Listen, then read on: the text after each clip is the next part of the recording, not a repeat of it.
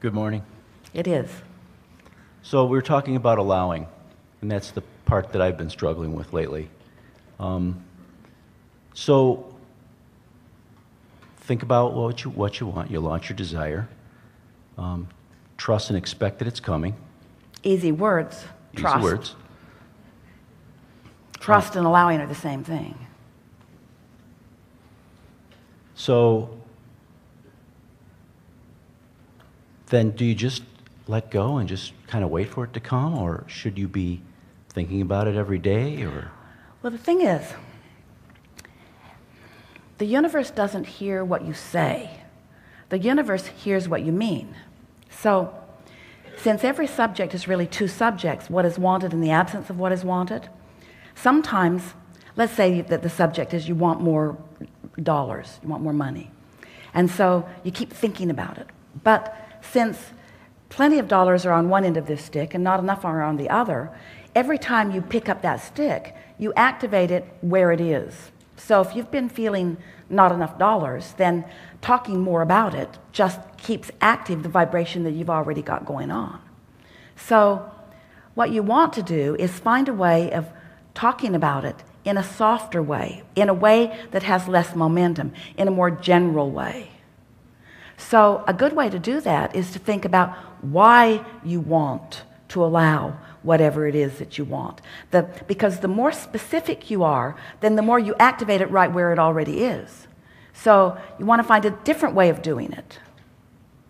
So you want to talk about specifics? You want to talk about a specific subject? I'm not really. I'm just looking for a different way of doing it. You hit the nail on the head. So should I be thinking about what I want in the morning when I'm driving to work? See, here's the thing that is so interesting about this. It sounds like, because you are used to, we're going to be very gentle with you and and blunt at the same time. Okay.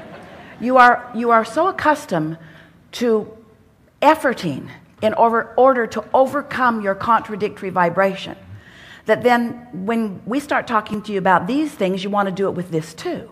So it seems logical if you're going to set a goal and to think about it and to set target dates and to talk about how you're going to do it and to make lists of to-dos and to try to hold yourself away from your natural lazy instincts.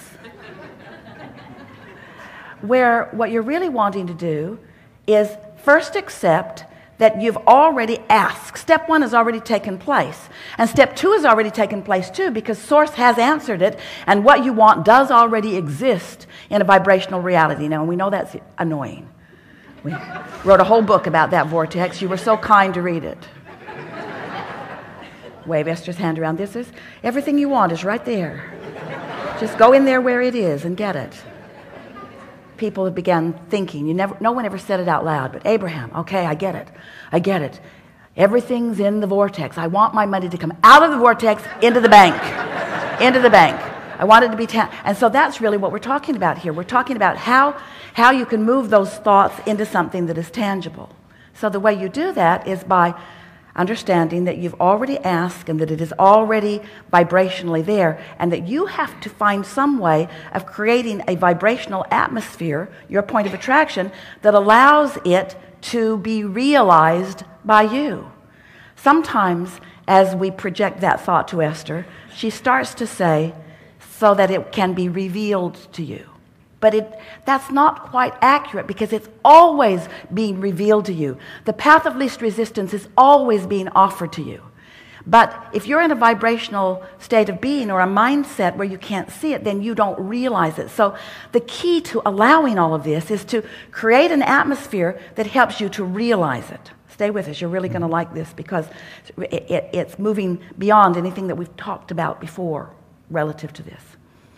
So rather than goal setting, rather than deciding what I want and going out there and finding some way of getting it, we want you to understand that the path is always unfolding beneath your feet. In other words, the path is coming to you. You just have to be in the mindset that you realize the path. Does that sort of make sense to you? You have to be in a place where you can realize it. And so these ideas that come to you, that's part of that realization. Even the visualization that comes to you, even the imagination that comes to you, is part of the unfolding of it, you see. And so you're so used to the tangible. You want to see it and hear it and smell it and taste it and touch it, and we want you to too. But we want you to understand that everything, before it is vibrationally observable through your physical senses, it must be vibrationally observable to you through your emotional senses. So you have to feel it into being. And if you feel angst about it or uneasiness about it or fear about it, then you're holding yourself in resistance and you're not going to see the path that will lead you to what you want. The path that's lighting up for you is leading you away from what you want, you see.